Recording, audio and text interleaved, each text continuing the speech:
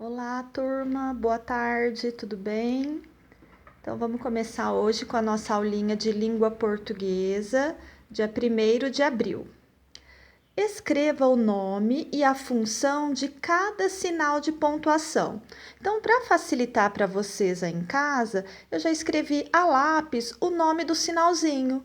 Então, ó, relembrando: interrogação, dois pontos, vírgula, travessão, ponto de exclamação e ponto final. Só que dentro de cada quadrinho, a gente precisa escrever para que serve esse sinalzinho. Então, o primeiro eu já deixei pronto, ó, a interrogação, usado no final de frases para fazer perguntas. E os dois pontos, quando que a gente usa mesmo? Quem lembra? Quando vai indicar a fala de um personagem, né? Por exemplo, aí disse Pedrinho, dois pontos na linha de baixo, parágrafo travessão. Então, os dois pontos é quando vai indicar a fala de um personagem. A vírgula, para que serve? Travessão, ponto de exclamação e o ponto final. Qualquer dúvida é só me perguntar. Agora, história. Migrar nem sempre é fácil. Quando migram, quando mudam, as pessoas procuram um lugar para viver onde tenham acesso à moradia, água, alimento, emprego, saúde e educação. Então, quando a pessoa muda de uma cidade para outra, de um país para o outro, geralmente é por um desses motivos. Às vezes, no outro lugar que ela vai morar, ela consegue uma moradia melhor, ela tem acesso à água potável, porque infelizmente ainda tem lugares que não tem, que a água limpinha que sai da torneira, alimento, a comida, um emprego melhor, um melhor acesso à saúde, à educação. Então, esses são os principais motivos que as pessoas migram, que as pessoas mudam de cidade ou país. Contudo, isso nem sempre é fácil. Em algumas situações, principalmente quando migram para outros países, as pessoas enfrentam muitas dificuldades, porque é um lugar novo. Geralmente, em outros países, a cultura é bem diferente da nossa, né? O jeito que as pessoas vivem. O clima é diferente, o dinheiro é diferente, então isso nem sempre é fácil. No decorrer da história, muitos povos migraram para o Brasil. Essas pessoas tinham a esperança de uma vida melhor em terras brasileiras. Atividades. A respeito do tema migrações, leia as informações e escreva V para as verdadeiras e F para as falsas. Então, a gente vai ler as frases. O que for verdade, eu venho aqui e coloco um V. O que for falso, o que for mentira, eu venho aqui e coloco um F de falso. Então, vamos lá fazer a leitura. As migrações são mudanças que as pessoas fazem do lugar em que vivem para outro. Isso é uma migração? Se for verdade, coloca V. Se for falso, F. As migrações ocorreram apenas no passado? É verdade isso? Hoje em dia não ocorre mais migração? As pessoas que migram são chamadas de imigrantes? É verdade ou é mentira? Ao sair de um país para morar em outro, a pessoa é chamada de imigrante. Tem a explicação lá na aula anterior, de história da semana passada. Quem chega para morar em outro país é chamado de emigrante. 2. Vamos conhecer algumas diferenças encontradas pelos imigrantes em outro país? Relacione as imagens com as diferenças encontradas por imigrantes. Então, aqui nós temos 4 imagens. 2 termômetros relacionados ao clima, o dinheiro, a comida e aqui o idioma, né? Aí tem aqui, ó, letra A, alimentação. Quais dessas imagens se refere à alimentação?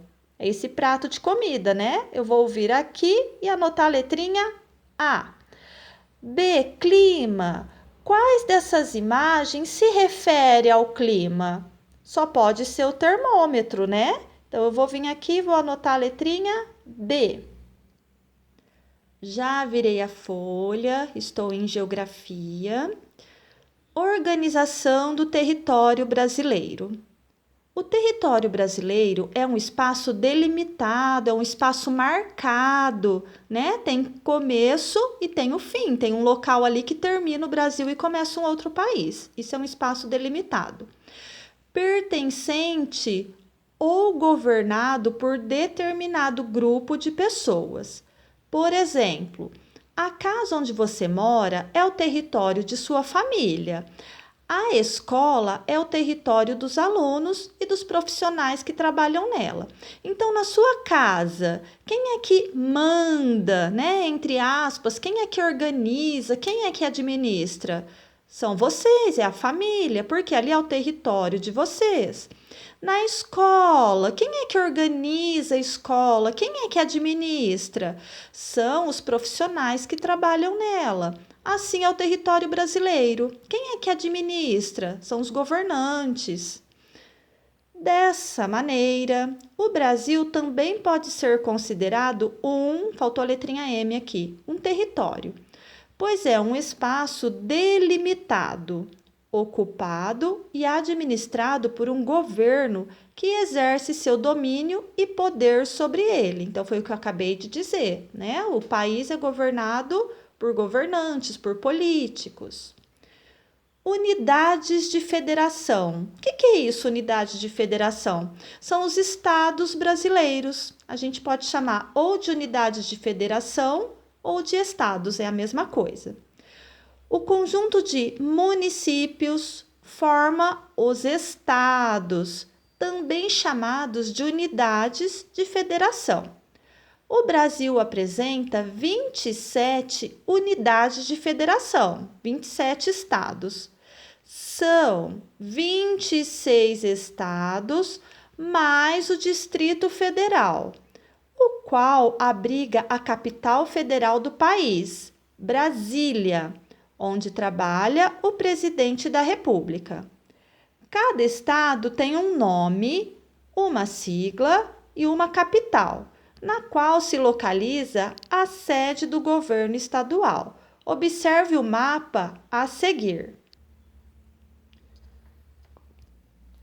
Então, aqui nós temos o mapa do Brasil com os seus estados. Eu vou pegar aqui, ó, o nosso estado de São Paulo. Então, aqui, ó, onde está marcado por essa bolinha, é a cidade de São Paulo capital. Aqui dentro do estado de São Paulo, nós temos vários municípios, inclusive o município de Badibacite, né? Fica dentro desse estado. Então, esse conjunto de cidades forma o estado de São Paulo. Então, nós temos a cidade de São Paulo e o nosso estado recebe o mesmo nome, estado de São Paulo também, tá bom? Não vai fazer confusão. Vou pegar um outro aqui, ó, para explicar. Aqui já é diferente, ó. Nós temos Belo Horizonte, que é a capital. Aqui nós temos várias cidades. O conjunto dessas cidades forma o estado de Minas Gerais, mas a capital de Minas Gerais é Belo Horizonte. Deu para entender? É porque aqui tem o mesmo nome, às vezes fica confuso. Mas só lembrando, ó, a bolinha é a capital, aqui é uma cidade, tá bom? E esse conjunto de cidades forma o nosso estado, que é o estado de São Paulo. Então, Badibacite fica dentro do estado de São Paulo. As perguntinhas agora, ó. 1. Como é formado o território brasileiro? Então, ó, voltei aqui para o texto. Como que é formado o território brasileiro? Ele é formado pela união dos municípios, dos estados e do Distrito Federal. Se juntar tudo isso, nós formamos o território brasileiro, que é o Brasil, nosso país. 2. Em qual unidade de federação você mora? Em qual estado você mora? Qual é o estado? Eu acabei de mostrar lá no mapa. 3. Pinte no mapa acima, na verdade na outra folha, o estado, que é a mesma coisa que unidade de federação, que você mora. Então, qual é o estado mesmo que nós moramos? Estado de São Paulo. Então, eu só posso pintar o estado de São Paulo. Posso pintar os outros estados? Nessa atividade, não. Pessoal, então por hoje é isso. Qualquer dúvida, estou à disposição, tá bom? É só me chamar. Um beijo, tchau, tchau.